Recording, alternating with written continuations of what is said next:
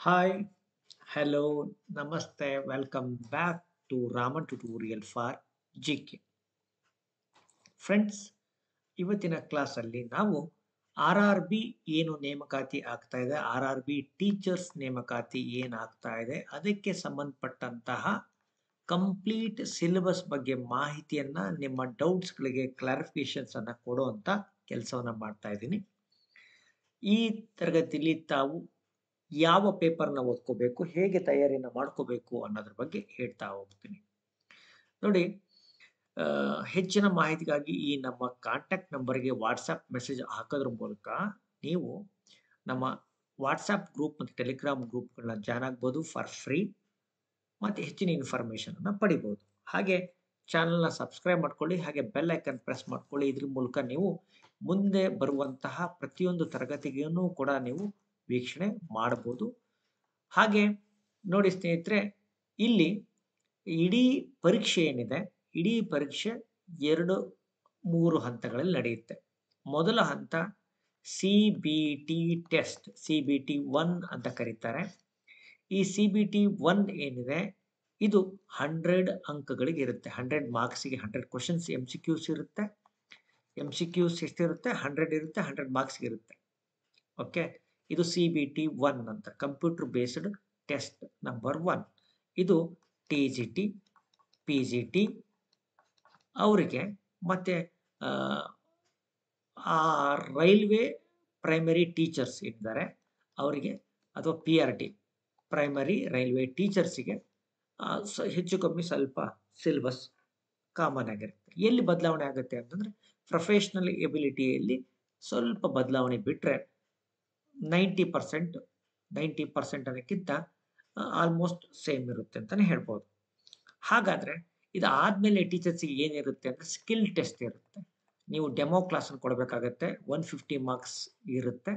ಇದರಲ್ಲಿ ನೀವು ತೆಗೆದುಕೊಂಡಂತ ಅಂಕಗಳಲ್ಲಿ ಅವ್ರೇನ್ ಮಾಡ್ತಾರೆ, 15% ಅನ್ನ ಇದರಿಗಿಂತ ಕನ್ಸಿಡರ್ ಮಾಡ್ತಾರೆ.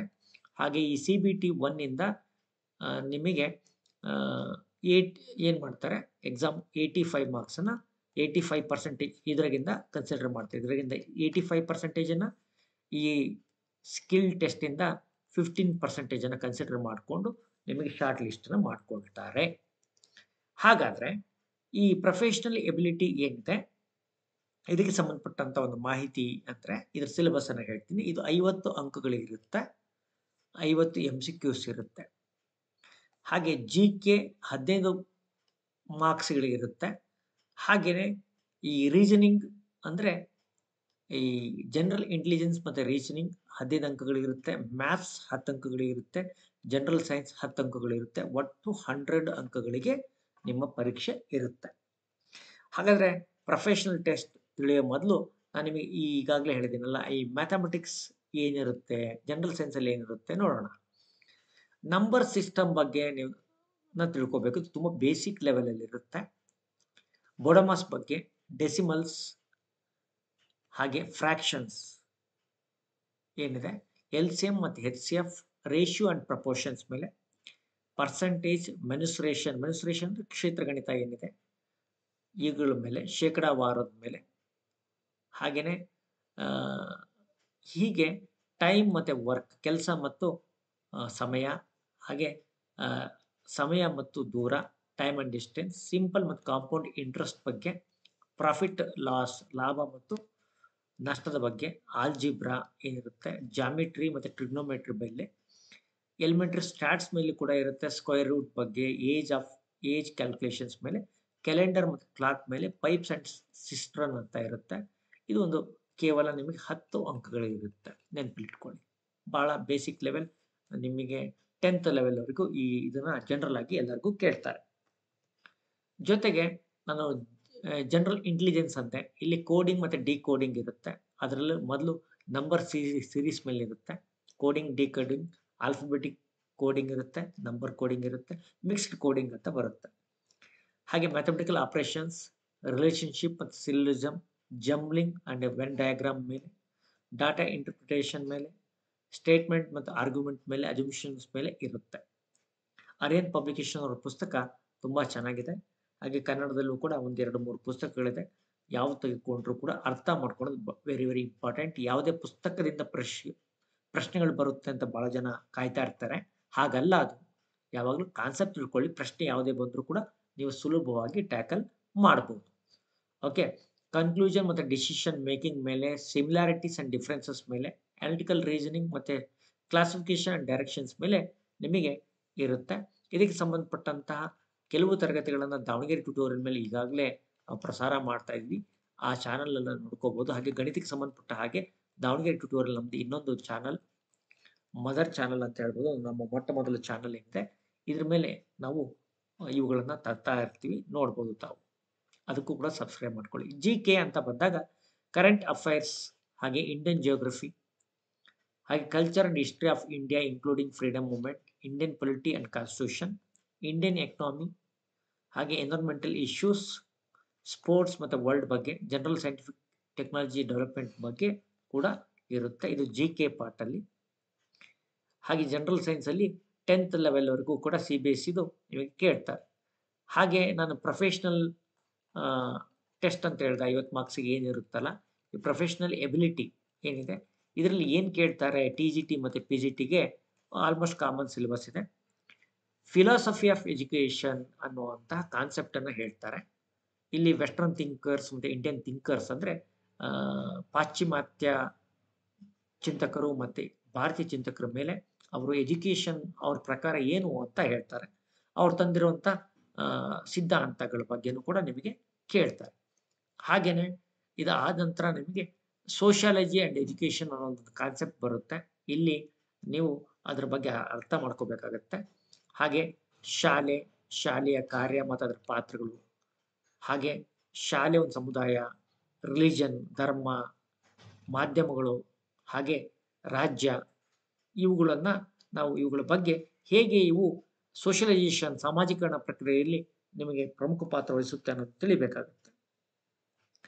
ಹಾಗೆ education as A agent of social change, ಸಮಾಜ ಬದಲಾವಣೆಯಲ್ಲಿ ಶಿಕ್ಷಣದ ಪಾತ್ರ ಮತ್ತೆ ಸಾಮಾಜಿಕ ಅಡ್ಜಸ್ಟ್ಮೆಂಟ್ ಮತ್ತು ಸೋಷಿಯಲ್ ಎಕನಾಮಿಕ್ ಡೆವಲಪ್ಮೆಂಟ್ ಬಗ್ಗೆ ಇರುತ್ತೆ. ಎಜುಕೇಶನ್ ಮತ್ತು ಕಲ್ಚರ್ ಮೇಲೆ ಇರುತ್ತೆ, ಹ್ಯೂಮನ್ ವ್ಯಾಲ್ಯೂಸ್ ಮೇಲೆ ಇರುತ್ತೆ. ಇದೆಲ್ಲ ನಿಮಗೆ ಒಂದು 22ರಿಂದ 28 ಅಂಕಗಳವರೆಗೆ ನಿಮಗೆ ಇದ್ರ ಮೇಲೆ ಬರುತ್ತೆ. 22ರಿಂದ 28. ಓಕೆ.